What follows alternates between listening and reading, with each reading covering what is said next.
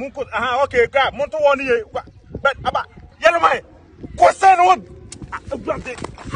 what you are ko seno be ka do ko seno ta da ko sei aha ko sei yeah ko sei abana munko aha munko sei ka kebi yeah ball player ko sei me ka ko sei na tukazabana nkuko twabyemeranyijwe kandi dukurikije uko amategeko ya Repubulika y'u Rwanda abiteganya. Urasubiramo? Ntago nsubiramo. Urasubiramo? Ntago nsubiramo. Urasubiramo? Ntago nsubiramo.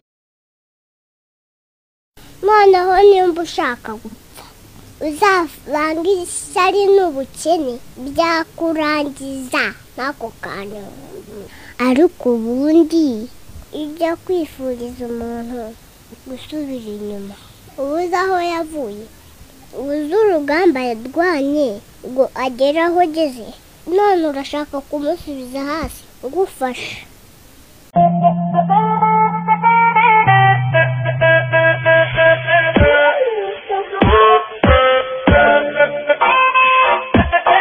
no kuganira egira ngo mubwire ibintu bitatu abagore bakunda kurusha ibindi uzabyitwararike na kimwe banga uzakirwe. Icya mbere abagore bakunda kugishwa inama, ari uzamugisha inama.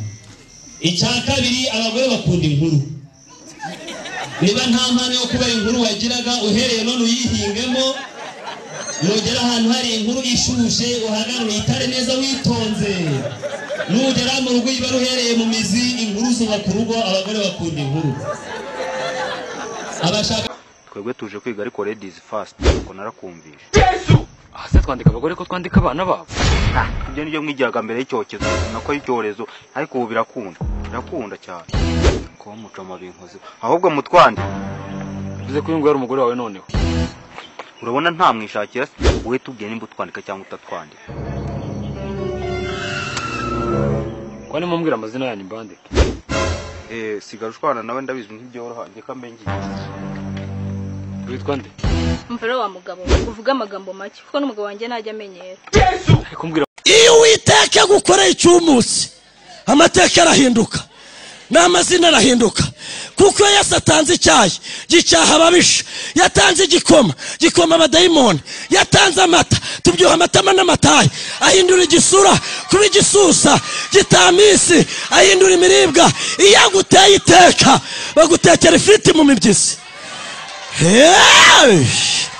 Tugiye gusenga Imana, nanjye narajuriye